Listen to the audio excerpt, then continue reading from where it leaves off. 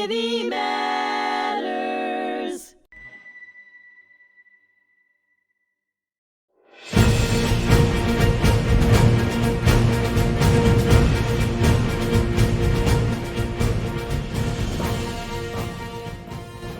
Welcome back to the Fog of War and Humanity here on hmTV.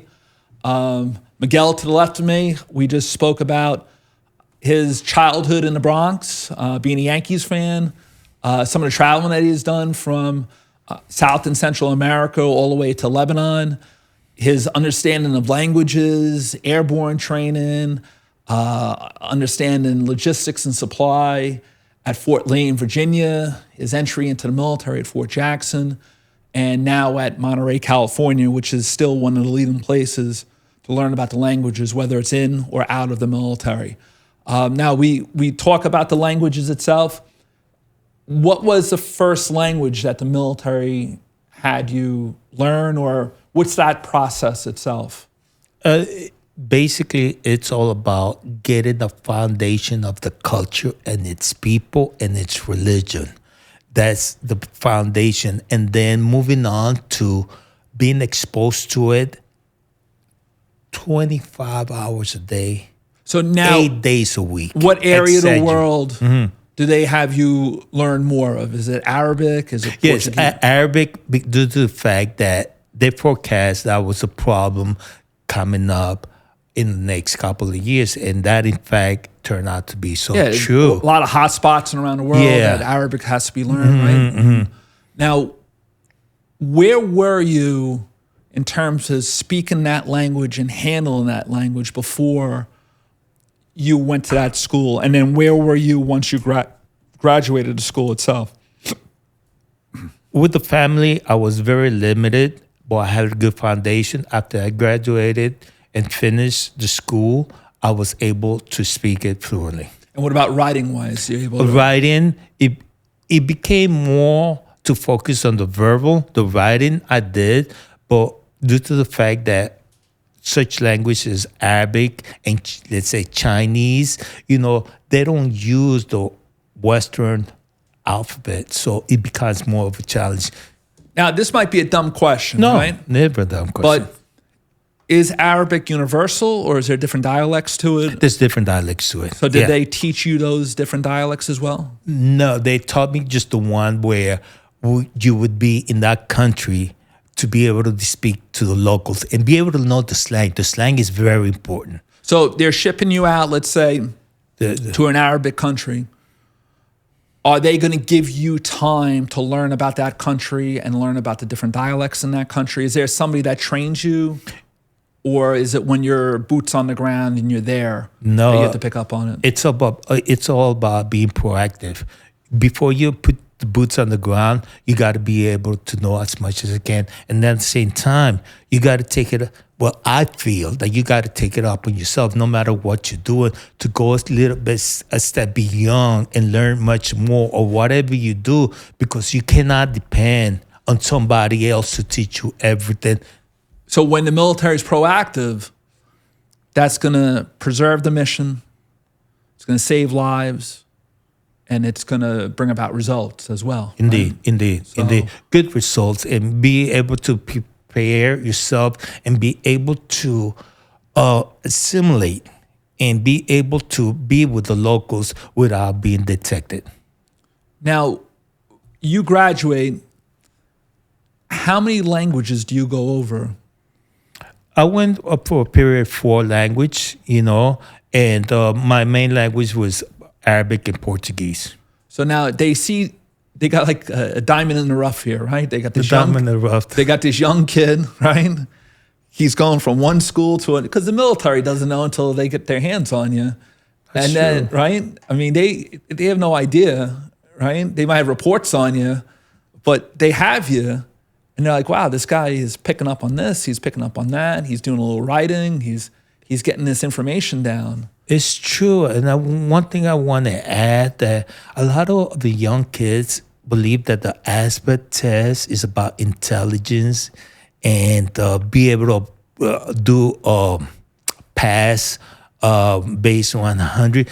the aspect test is not based on that. The aspect test is based on the military, what the military needs. And then if you have the resilience, the dedication, your heart, and everything, you're gonna be able to do You'll be able to figure it out. Yeah. You're gonna be able to do everything. You might be a bad test taker and not do well in aspect, and then down the road, they're putting the stuff in front of you and you're figuring it out, or you enjoy it. Yes, they did discover, which they taught me that I'm a people person, and at such a young age, I didn't know I was a people person. And I didn't know I had the empathetic side of me. So that helped me also make discoveries. And because of that, I was very, very grateful. And even though it was a difficult life, it helped me open up to who I was as a kid. And I kept raising my hand. I do solemnly swear to take another 4 years, 3 years, whatever the case might be. So now you make it through the school. You got to be proud of yourself. Indeed, I was. Because now you're conquering the intellectual side, but here you got wings on you from the airborne. Yeah, I was. That's a lot. That really is.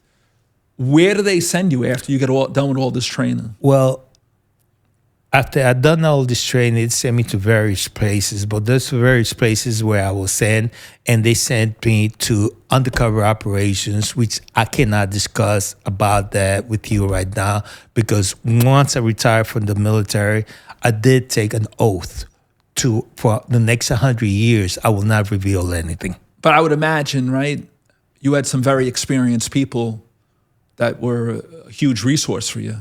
Right, in terms of excuse me, going to these bases and installations. Indeed, it made me learn more about the human being. It made me learn and have a better understanding of people, culture, languages, and its phonetics, its dialect, and what really, it was like, the best way I can put it is this way. Like, before I joined the military, I was in this life of illusion. Yeah. It was an illusion. And once I joined the military, I was just like, I was living the real life. Sure. Okay. Now you go to different military bases here, right? Within the country. When do you go overseas? In 2 years. And what year is this? About 81, 82? 82, yeah. After Fort Ord finished in 82, I was sent out to Frankfurt, Germany. And there I... Did you pick up the German language at all? I picked up the German language as well. Without being... That's not a language through the school. I would per se, not in the sense where I was like the locals or anything like that, but I was able to speak the language. How was that compared to Portuguese, Arabic... Spanish. Right? The German language is a bit more harsh. Keep in mind, the Germans have gone through a lot in their lifetime. Their country was taken over, and they are in Central Europe. So yes, it's a crossroads. Yes, right? indeed. So the German language is a bit more apprehensive, more. So you got to also intertwine that into the language learning in order to be able to learn it a lot more like the locals. Were you taught from the locals, or were you there for a while and you picked up on it? Or I was there for a while. I picked up on it, and I always seek not to live in the barracks, and that allowed me to be exposed to the locals. And kind of analyze culture. People. Right? That's part of my everyday living, analyzing people to see. It's just the way I think, because that's what I was taught by the military. Did you travel around Germany? Yes, I did. Did you notice different dialects in like the northern part of the country or eastern or western part of the country? Yeah, Bavarian compared to Neum, compared to Eder Oberstein, compared to Frankfurt, compared to Stuttgart. Many different regions, just like us, right here, just like us. We call like it... I have a strong Long Island accent. Yeah, you do. They picked up on that in the military real fast. Yeah, they picked up that. They didn't know whether to laugh or cry when they looked at me. So. Like right here, we call it a soda down south, they call it a pop, So, it just basically turns out to be that's the human nature, I would say, of every human being, because everyone wants to feel like this part of my country or this part of my cubby hole is more important than yours, so we'll call it a pop instead of a soda. So let me ask you this here. When you meet somebody with a different language or something that your mind is probably operating where you're figuring it out, and your mind probably doesn't go off, right? No, that's part of my everyday living, where you would meet me right now, you would judge me based on my behavior, my accent, my voice. Boy, I am much more than that. Sure. I am much more. But you see, I'm more than that, and that also creates a sense of intimidation and being uncomfortable around me. But as I've been taught to analyze, to observe, and to take pauses between every action that I do or whenever I'm having a conversation. So now you're talking to me. We spoke this morning. We're speaking in length. We just met each other, right? Mm-hmm. We just met. So how do you analyze me in terms of trying to break down your life experiences, the military, the languages too, right? How do I analyze you? I already know you have brown boots. That's one of the things I noticed when you came in. It matches the color of your shirt, in some way. So some other individuals will never try to determine that. The setup of your teeth are way different from many other individuals. So I can tell more likely what region you're from. I can tell you're a nice guy. You got wrinkles on your forehead. Yeah, because that and 3 or 4 jobs. No. Believe it or not, having wrinkles on your head means a lot. That means you're not a psychopath. Yeah, well, because that means you express yourself in kindness. So I don't mean to offend you or nothing like that. I appreciate that. No, okay, no problem. Yeah. No, but you have some of these things in you. I do. But you also have the military saying, look, we got this guy and we could really use him towards what we need to get done, right? Mm-hmm. And I mean, 1982, you're in the middle of the Cold War. Yes, I was. I mean, you're coming out of the 1970s where from 1975 to 1980, it was one of the lowest points in the military. Mm-hmm. But the Cold War was still there, and Ronald Reagan is pumping a lot of money in, Mm-hmm. and they're not scared to send people now overseas and kind of say to Soviets, true, you could do whatever you want, but our reaction is going to be stronger than yours. We're not backing down. So where do you end up? You go to Germany, and then after that, it's a funny thing. I just want to mention something about Ronald Reagan. The opportunity to be part of history. I might be moving a little bit, fast here on history, but the opportunity to be part of history when Ronald Reagan said, "Mr. Gorbachev, tear down this wall," I was there. You were there for that? I was there for it. And where were you? At the Berlin Wall. Were you on duty, or were you able just to? No, I was able to go and observe and look at that. I will not reveal everything, but I was undercover. I was out there. I was in Germany, and due to the fact that I was part of history, it made me. And by that time, of course, on top of that layer, many years ago in California, I had already received my high school diploma and being part of history, and be able to just touch the wall and just get a piece. But then at the same time, also, I learned bad things about fixing a system that's broken. Also, that created a catastrophe between the uniting both countries, West Germany and East Germany. So being part of that was very important to me. Let me ask you this. How far were you away from Reagan? I mean, he was in one spot making that speech with the wall behind him, and you could see the East German border guards kind of wondering what was going on. At that time, I must be in about 250 feet or so away from it, and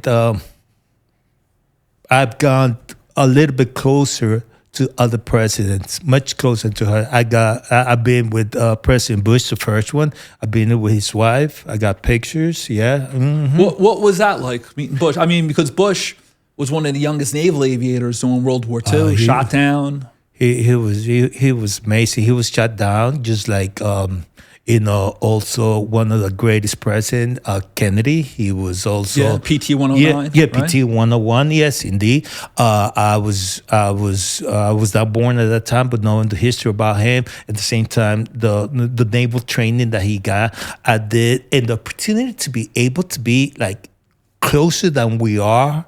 Did you see Bush when he was president? Yes, when he was president. So he came over to... He's president in 1989. You were in the service almost 10 years. No, it was 1991 when I was in Desert Storm. Yeah, he came over. During Thanksgiving, I think. Yeah, indeed. Wow, that's pretty good memory. Yeah, during Thanksgiving. And I was in the same stage where he spoke and everything, and I got pictures of it. So being part of... You being able to read people... Did you see that Bush was pretty genuine? Indeed, he was. He was. But I want to emphasize, not him. I think he became who he was because his wife was so darling, so beautiful and everything. And I did ask her before we took a picture together, I asked her, those pearls that you have, they're so beautiful. I said, son, don't worry about it. They're fake.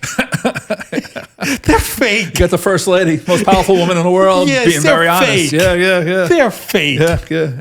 What you're doing is what really matters, and you're doing it from your heart. Sure. And that impacted me for the rest of my life. You know what the interesting thing with Barbara Bush is that you had Bill Clinton, the two-term president. Mm-hmm. He runs for president. He wins, right? Mm-hmm. But there was a thing with the pot, whether he inhaled it and he smoked it and all this stuff, right? And then I guess he was protesting against the Vietnam War. And then you had George H.W. Bush saying, well, he's protesting. I'm a 19-year-old kid flying off of aircraft carriers and shot down. So they were very different from each other. Indeed. But when the presidents leave office, they call it the President's Club. And sometimes they serve as ambassadors and they'll go to a typhoon or earthquake or represent the president. So Clinton and Bush, who comes from these totally different backgrounds, indeed, end up becoming very close with each other. Indeed. So politically, they're not, friends, but privately, they really liked each other. And Bill Clinton actually called his second mother was Barbara Bush. Indeed. Right? Indeed. So it's like an interesting thing, So she's so lovely. She's beautiful. Once again, I really strongly believe, I'm divorced myself, but I really believe that behind a great man, there's an awesome woman. Yeah. I really believe there has that. to be. You gotta have that support. Yeah, right? It has to be. And once even though they were very different between Clinton and Bush, and what you said earlier, sometimes, the way we have the perception about life, it makes us inside of our head, our prefrontal cortex, and every other part in our brain makes us unwillingly and sometimes willingly to change the narrative of history and what we see. Because my perception is not the same thing as everybody else's perspective. We all have different walks of life. That's what makes us humans so beautiful. Do you get that strong feeling from your background, your ethnic background? You're from the Bronx, from the city where it's a melting pot, same thing as out here.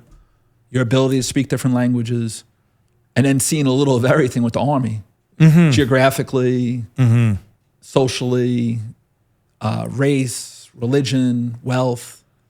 So you really have that huge melting pot of experiences that you've dealt with. It's not.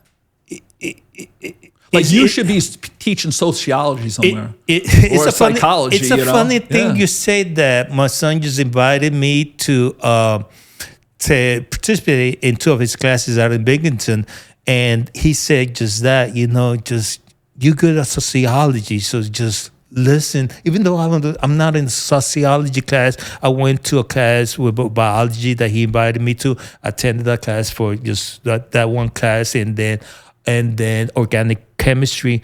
And I don't have per se a degree. You have a life degree. I have a life degree. I have a degree in the hard knocks of life. Yeah. And that takes me away from the theory, because I deal with a lot of people in the upper level today in the type of work I do.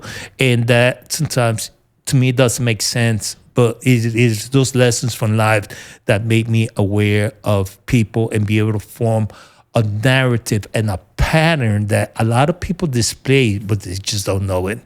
And that's got to help you. You're out at the VA in Northport, right? You're working out there? Right? Yeah, I work at the VA. And that's got to help you with the veterans from yesterday, today, and tomorrow, right? I mean, the different groups. Oh, yes. What helps me and helps them as well is that once they approach for their services, I can understand where they come from. I can feel the pain. And don't get me wrong, let's say someone that has not been in the service have a totally feeling it's hard for them, but I don't. If they yell at me, hey, buddy, I have been where you have been. Yeah. Don't worry about it. I got you covered, because that's what the military teaches us to do. And I'm able to give them a better service than a normal individual. All right, so now you have a wealth of just experiences, background. The thing with Reagan is great because me being a history teacher and a professor, and I've seen that a number of times, and it just gives you chills, right? Mm-hmm.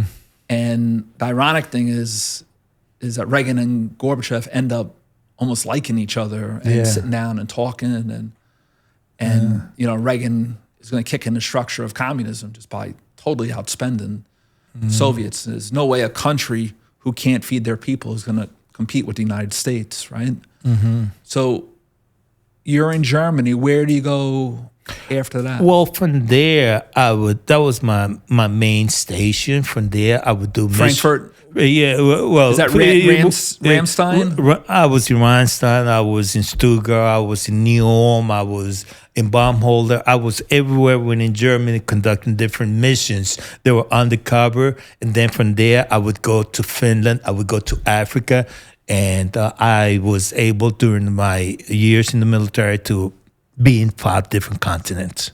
Let me ask you this. You're in Germany. I think the languages make you more history-minded as well, right? The language like what you just said about Germany, it's been a crossroads. Yeah. Other groups of people in there, right? It probably affects the language, right? And how everything is spoken and understood. Mm-hmm.